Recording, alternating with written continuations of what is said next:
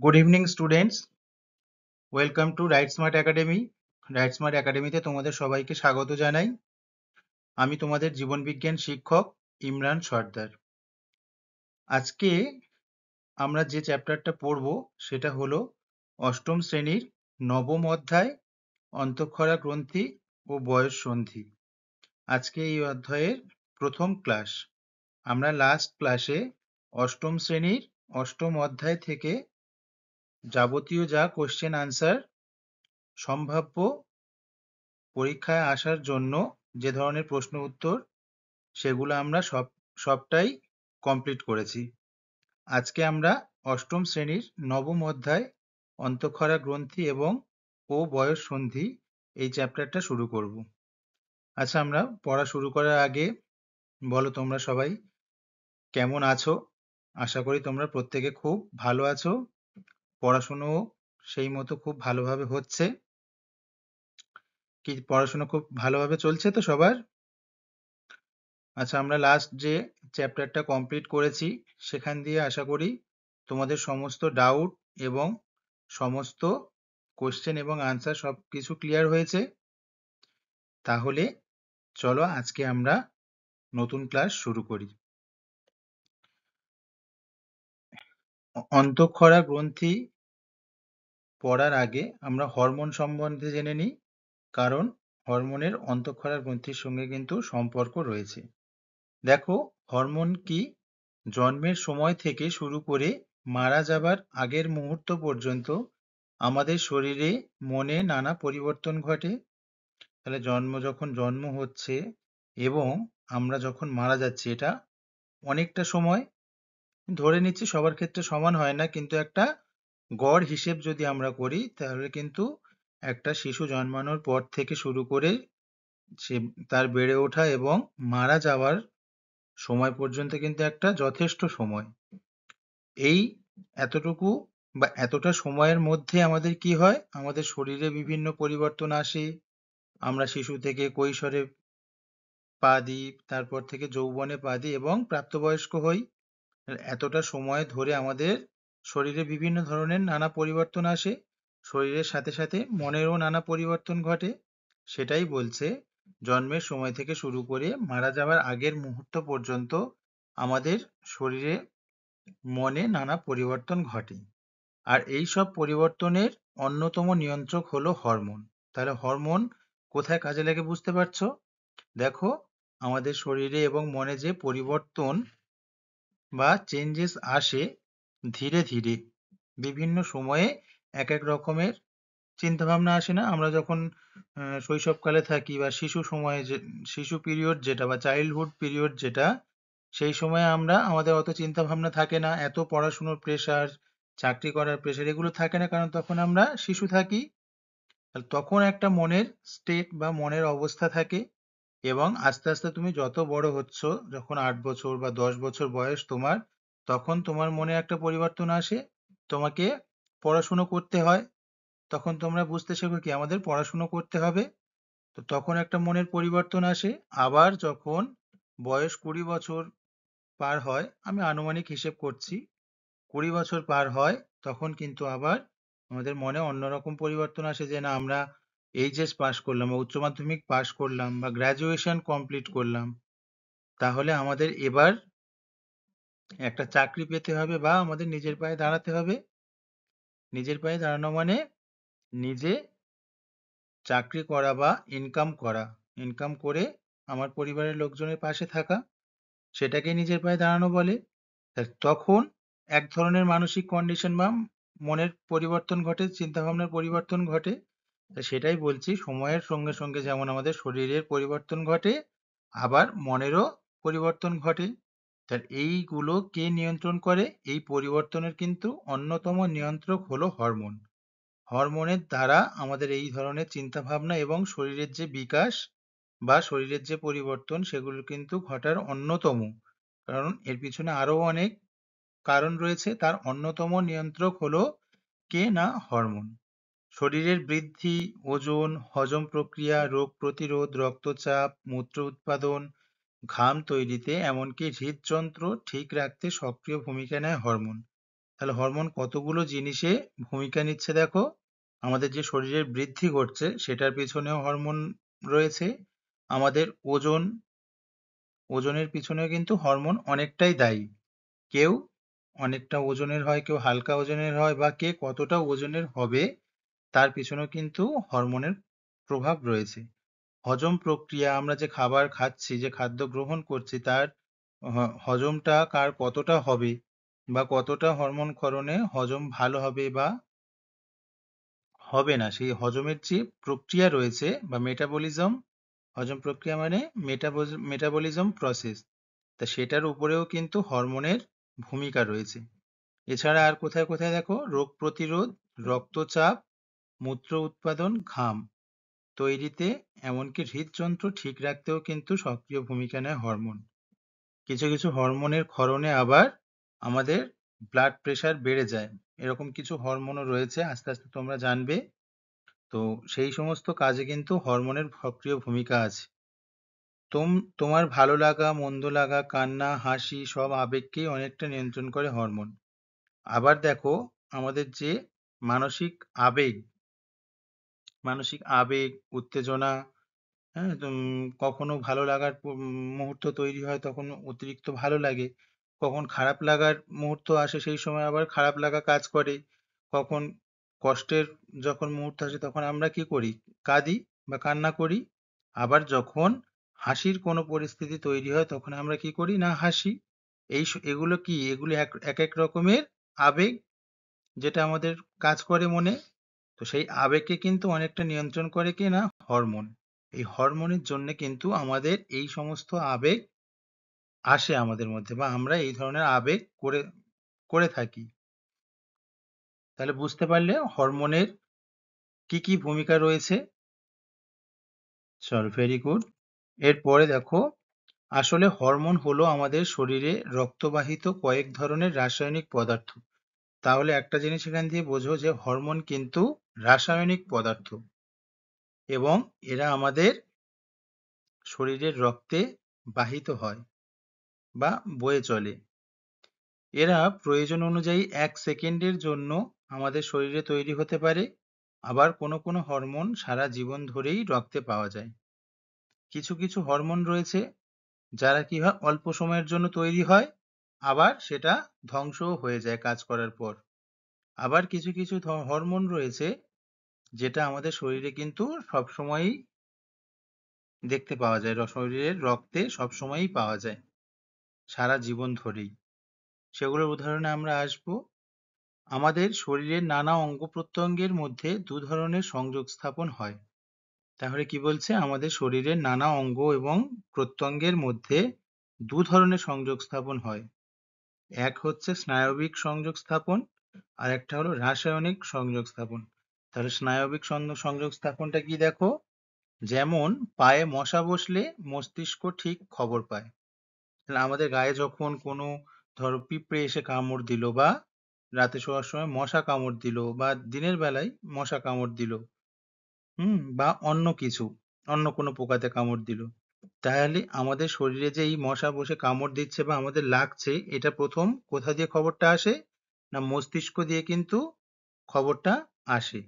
মস্তিষ্ক তখন কি করে, যে যে জায়গাটায় মশাটা কামড় দিচ্ছে, যদি হাতে কামড় দেয় তাহলে মস্তিষ্ক তখন হাতকে নির্দেশ দেয় মশাকে তাড়ানোর জন্য। আমরা তাই করি, মশাটা যেই মাত্র বসে বা কামড় দেয় আমরা হাত দিয়ে কি করে সরিয়ে দিই। সেটাই বলছে, হাতে বা পায়ে মশা বসলে মস্তিষ্ক ঠিক খবর পায়, মস্তিষ্ক তখন হাতকে নির্দেশ দেয় মশাকে তাড়ানোর জন্য। পায়ে মশা বসলে হাতকে নির্দেশ দেয় মশাকে তাড়ানোর জন্য, তখন মস্তিষ্কের নির্দেশ অনুযায়ী কাজ করে। এই ঘটনাটিকে স্নায়বিক সংযোগ স্থাপনের একটি উদাহরণ বলা হয়। তাহলে বুঝতে পারলে স্নায়বিক সংযোগ স্থাপনটা কিভাবে ঘটছে। আমাদের শরীরের কোথাও যদি মশা বা পিঁপড়ে কামড় দেয় তখন সেই খবরটা প্রথমে কে পায় না, মস্তিষ্ক। মস্তিষ্ক এবার সেই সংলগ্ন জায়গায় যদি পায়ে মশা বসে তাহলে হাতকে নির্দেশ দেয় যে মশাটাকে তাড়িয়ে দাও, তখন হাত সেই মতো কাজ করে, মশাটাকে তাড়িয়ে দেওয়া হয়। এই ঘটনাটা কিসের উদাহরণ না, স্নায়বিক সংযোগ স্থাপনের একটা উদাহরণ। দেখো, আরেকটি সংযোগ স্থাপন হলো রাসায়নিক। রাসায়নিক বার্তাবাহক হিসাবে রাসায়নিক সংযোগ স্থাপনের কাজটা অনেকটাই করে হরমোন।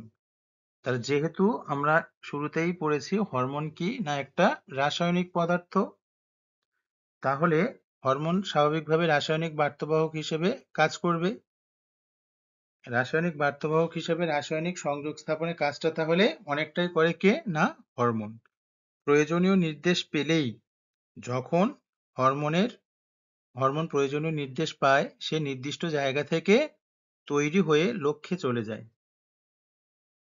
যখন প্রয়োজনীয় নির্দেশ আসে, তখন হরমোন কি হয়, সেই জায়গায় তৈরি হয় এবং তৈরি হয়ে যেখানে যেতে হবে সেই লক্ষ্য অঞ্চলে সে চলে যায়।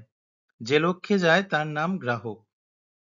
যে লক্ষ্যে যায় তার নাম কিন্তু গ্রাহক। হরমোন খুব ধীরে ধীরে কাজ শুরু করে। হরমোন কিন্তু খুব তাড়াতাড়ি কাজ শুরু করে না, খুব ধীরে ধীরে কাজ শুরু করে, কিন্তু কাজের প্রভাব থাকে অনেকক্ষণ। তাহলে কাজের প্রভাব থাকে কিন্তু অনেকক্ষণ। কাজ হয়ে গেলে হরমোন নষ্ট হয়ে যায়।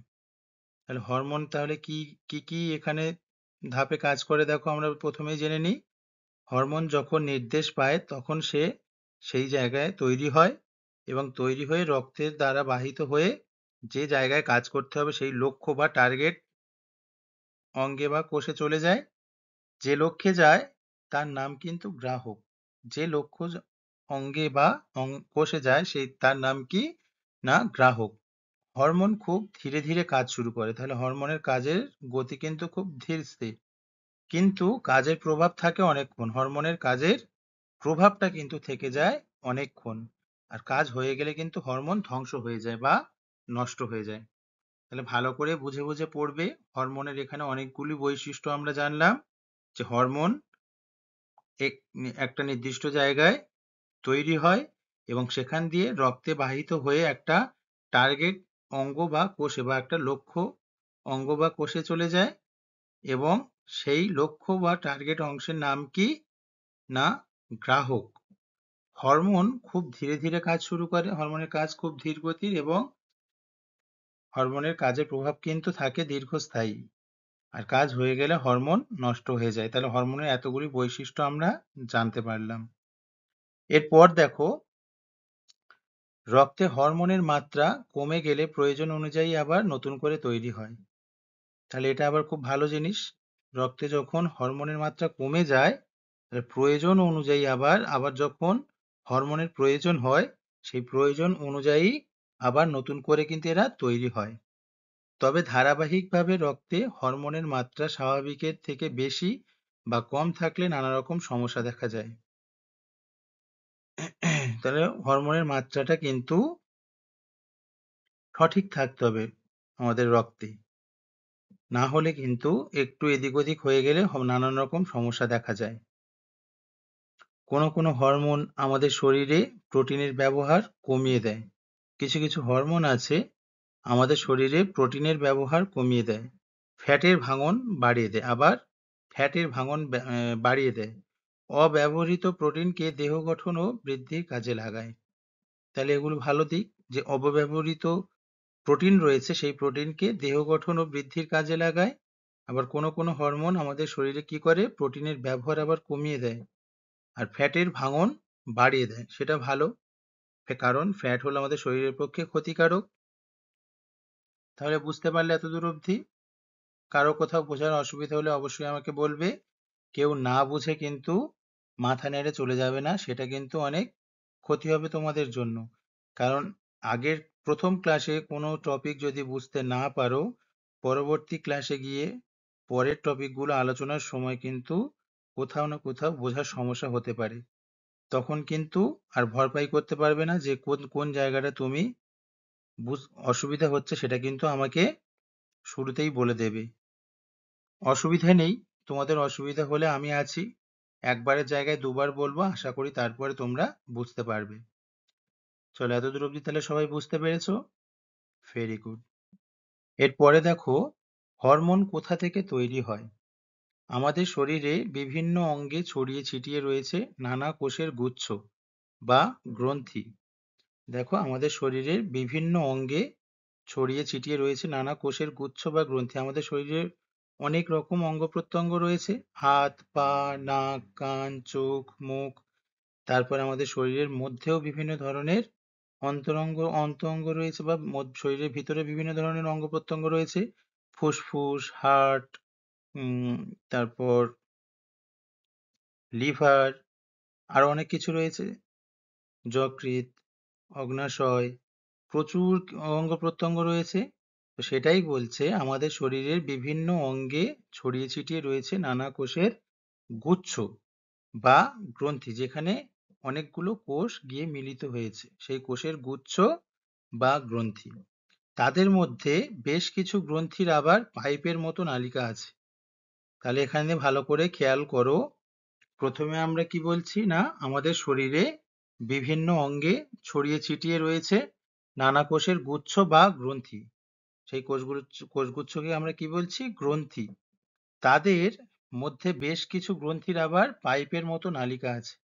তাহলে সেই গ্রন্থিগুলোর আবার সব গ্রন্থির আবার নেই। কি বলছে না, তাদের মধ্যে কিছু গ্রন্থির আবার পাইপের মতো নালিকা আছে। পাইপ যেমন হয় মাঝখানে ফাঁপা, হুম, তো সেই রকম পাইপের মতো নালিকা আছে। আবার বেশ কিছু গ্রন্থি আছে যাদের কোনো নালিকা নেই। তাহলে এখানে ভালো করে খেয়াল করো, প্রথমে জানলাম যে আমাদের শরীরে বিভিন্ন অঙ্গ প্রত্যঙ্গে ছড়িয়ে ছিটিয়ে রয়েছে কোষগুচ্ছ বা গ্রন্থি। সেই কিছু গ্রন্থির আবার বেশ কিছু গ্রন্থির আবার পাইপের মতো নালিকা যুক্ত হয়। আবার বেশ কিছু গ্রন্থি আছে যাদের কিন্তু নালিকা নেই। তাই এই সব গ্রন্থি থেকে ক্ষরিত রস সরাসরি রক্তে মেশে। তাই এইসব গ্রন্থি থেকে যখন রস ক্ষরিত হয়, তখন কিন্তু সেটা সরাসরি রক্তে মেশে। রক্ত বাহিত হয়ে এক জায়গা থেকে অন্য জায়গায় যায়। আমরা শুরুতেই পড়ছিলাম যে হরমোন একটা জায়গায় তৈরি হয় এবং সেখান দিয়ে রক্তে মিশে টার্গেট বা লক্ষ্য কোষে বা লক্ষ্য অঙ্গে, যেটাকে আমরা কি বলছিলাম না, গ্রাহক। ভালো করে দেখো, মনে করে দেখো, লক্ষ্য অঙ্গ বা লক্ষ্য কোষটাকে আমরা গ্রাহক বলছিলাম। সেই জায়গায় চলে যায় কাজ করতে, এবং কাজ করার পরে কি হয়, হরমোন পুরোপুরিভাবে ধ্বংস হয়ে যায়।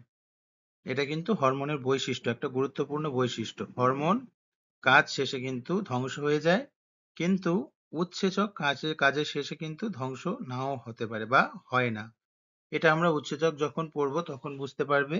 হরমোন এবং উৎসেচকের কিন্তু অনেকটা মিল রয়েছে, আবার কিছু পার্থক্য রয়েছে, সেটা আমরা আস্তে আস্তে জানবো। দেখো, এইসব গ্রন্থি থেকে রস সরাসরি তাহলে কি হচ্ছে না, রক্তে মিশছে। রক্তবাহিত হয়ে এক জায়গা থেকে অন্য জায়গায় যায়। এই গ্রন্থি থেকেই ক্ষরিত হয় হরমোন। তাহলে হরমোন কোথা থেকে তৈরি হয় বুঝতে পারলে, আমাদের শরীরের বিভিন্ন অঙ্গে ছড়িয়ে ছিটিয়ে কি আছে, কোষগুচ্ছ বা গ্রন্থি। আর সেই গ্রন্থি আবার কিছু কিছু গ্রন্থি আছে নালিকাযুক্ত, যেটা পাইপের আকারের মতো হয় দেখতে। আবার কিছু কিছু গ্রন্থি আছে কি হয়, নালিকাবিহীন। তা এবার এই গ্রন্থি থেকে যখন রস ক্ষরিত হয়, সেটা কি হচ্ছে না, সরাসরি রক্তে মিশছে। এই রক্ত বাহিত হয়ে কি হচ্ছে, এক জায়গা থেকে অন্য জায়গায় যায়। আর এই গ্রন্থি থেকেই ক্ষরিত হয় কি না, হরমোন। তাহলে হরমোন কোথা দিয়ে ক্ষরিত হয় না, গ্রন্থি থেকে ক্ষরিত হয়। রক্ত এই হরমোনগুলোকে নির্দিষ্ট ক্রিয়াস্থলে নিয়ে যায়। তাহলে রক্তের কাজ কি, এই হরমোনগুলোকে, হরমোন মানে কি জেনেছিলাম আমরা, রাসায়নিক পদার্থ। রক্ত এই রাসায়নিক পদার্থ বা হরমোনগুলোকে নির্দিষ্ট ক্রিয়াস্থলে নিয়ে যায়, যেখানে সেই হরমোনগুলো কাজ করবে বা ক্রিয়া করবে। সেই ক্রিয়াস্থলে কে নিয়ে যায় না, রক্ত নিয়ে যায়। এই সব গ্রন্থিকে বলে অন্তঃক্ষরা গ্রন্থি বা এন্ডোক্রাইন গ্ল্যান্ড। গ্রন্থির ইংরেজি হলো গ্ল্যান্ড, আর অন্তঃক্ষরার ইংলিশ হলো এন্ডোক্রাইন। ইংলিশ না মনে রাখতে পারলে বাংলাটা মনে রাখো, অন্তঃক্ষরা। তাহলে দেখো, রক্ত এই হরমোনগুলিকে নির্দিষ্ট ক্রিয়াস্থলে নিয়ে যায়। এই সব গ্রন্থিকে বলে অন্তঃক্ষরা গ্রন্থি বা এন্ডোক্রাইন গ্ল্যান্ড। যেমন থাইরয়েড গ্রন্থি। তাহলে এরকম একটা অন্তঃক্ষরা গ্রন্থির উদাহরণ কি, থাইরয়েড গ্রন্থি। তবে আরো এক ধরনের গ্রন্থি আছে যাদের মধ্যে অন্তঃক্ষরা ও বহিঃক্ষরা দু ধরনের গ্রন্থিকোষ থাকে। তারা হলো মিশ্র গ্রন্থি। নালিকাবিহীন কোষ থেকে হরমোন বেরোয়। তাহলে আমরা বলেছিলাম না যে গ্রন্থি বা কোষগুচ্ছ বেশ কিছু গ্রন্থি বা কোষগুচ্ছ কি হয়? নালিকাবিহীন হয়। তাহলে এই নালিকাবিহীন কোষগুচ্ছ থেকে হরমোন বেরোয়। আর নালিকাযুক্ত যে কোষ থেকে বেরোয় উৎসেচক। তাহলে নালিকাযুক্ত কোষ থেকে কারা বের হয়? উৎসেচক। আর নালিকাবিহীন কোষ থেকে যে রসটা বেরোচ্ছে সেটাকে আমরা কি বলছি? হরমোন। তা এই উৎসেচক নালিকাযুক্ত কোষ থেকে বেরোয়, যা খাবারকে ভাঙতে সাহায্য করে। উৎসেচকের কাজ কি? খাবারকে ভাঙতে সাহায্য করে বা খাবারের হজমে সাহায্য করে। আমরা দেখবে তোমাদের শরীর যখন বাড়িতে মাঝে মধ্যে যখন হজমের অসুবিধে হয়, তখন থেকে তোমাদের বাবা মা বলে যে একটা এনজাইমের ট্যাবলেট খেয়ে নাও। এনজাইম মানে কি? উৎসেচক। উৎসেচকের ইংরেজি হলো এনজাইম। তখন বলে কি না একটা এনজাইমের ট্যাবলেট খেয়ে নে, ঠিক হয়ে যাবে। তাহলে উৎসেচক কেন বলে? সেই খাবারটাকে হজম করতে সাহায্য করে, হলো উৎসেচক। খাবার ভাঙতে সাহায্য করে মানে খাবারকে হজম করতে সাহায্য করে। যেমন কি অগ্ন্যাশয় গ্রন্থি।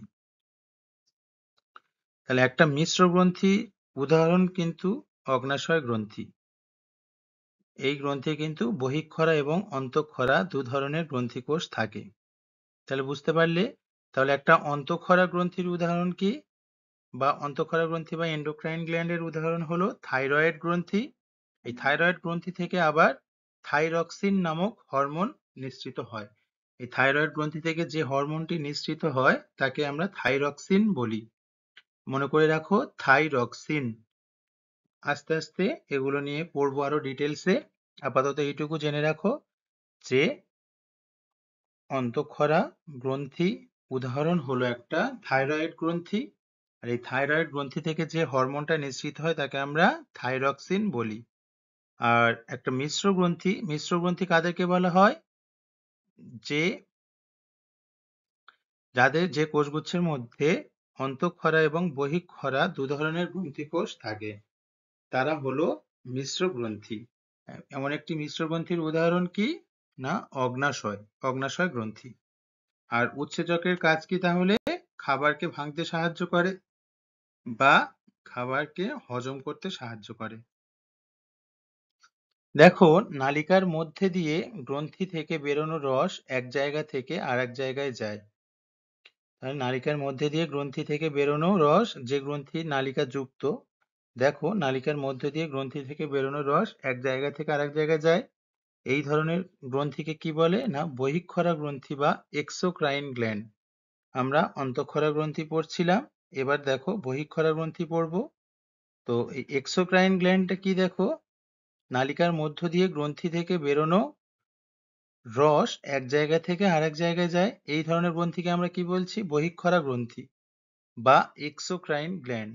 যেমন লালা গ্রন্থি থেকে বেরোনো লালারস, পাকস্থলীর গ্রন্থি থেকে বেরোনো পাক রস, অগ্ন্যাশয় থেকে বেরোনো অগ্ন্যাশয় রস ইত্যাদি। তাহলে ভালো করে দেখো, নালিকার মধ্যে দিয়ে যাচ্ছে, হ্যাঁ, নালিকার মধ্যে দিয়ে গ্রন্থি থেকে বেরোনো রস এক জায়গা থেকে আর এক জায়গায় যায়। এই ধরনের গ্রন্থিকে আমরা তাহলে কি বলছি? বহিঃক্ষরা গ্রন্থি বা এক্সোক্রাইন গ্ল্যান্ড। যেমন উদাহরণ কি? না লালা গ্রন্থি। লালা গ্রন্থি হলো একটা বহিঃক্ষরা গ্রন্থি। লালা গ্রন্থি থেকে বেরোনো লালা রস, পাকস্থলীর গ্রন্থি থেকে বেরোনো পাক রস, আর অগ্ন্যাশয় থেকে বেরোনো অগ্ন্যাশয় রস। এগুলো হলো প্রত্যেকটা কি? না বহিঃক্ষরা গ্রন্থির উদাহরণ। অগ্ন্যাশয়কে আমরা আবার মিশ্র গ্রন্থিও বলে থাকি। এর বহিঃক্ষরা গ্রন্থিও রয়েছে, আবার অন্তঃক্ষরা গ্রন্থিও রয়েছে। অগ্ন্যাশয়কে সরাসরি আমরা বহিঃক্ষরা গ্রন্থির উদাহরণে রাখবো না, এখানে আমি লিখেছি। তোমরা বলতেও পারো অগ্ন্যাশয় থেকে যে অগ্ন্যাশয়ের রস বের হয়, অগ্ন্যাশয়কে আমরা বহিঃক্ষরা গ্রন্থিও বলতে পারি। আবার অগ্ন্যাশয় থেকে আবার অন্তঃক্ষরা গ্রন্থিও রয়েছে। তাই আমরা অগ্ন্যাশয়কে মিশ্র গ্রন্থি বললে কিন্তু সেটা আরো বেশি প্রপার হবে। দেখো, তবে এই রসে নানান এনজাইম বা উৎসেচক থাকে। যেটা বলছিলাম, এনজাইম বা উৎসেচক। হুম তো নালিকা যুক্ত, যেহেতু এই নালিকার মধ্য দিয়ে গ্রন্থি থেকে বেরোনোর রস এক জায়গা থেকে অন্য জায়গায় যাচ্ছে, তাহলে এটা কি হয়? এই গ্রন্থিটা নালিকা যুক্ত।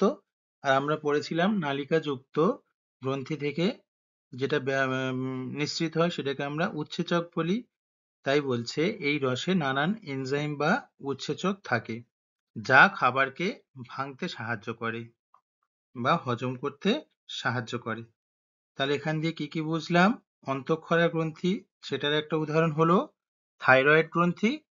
আর বহিঃক্ষরা গ্রন্থি, তার উদাহরণ কি? না, লালা গ্রন্থি, পাকস্থলীর গ্রন্থি, হ্যাঁ, ইত্যাদি।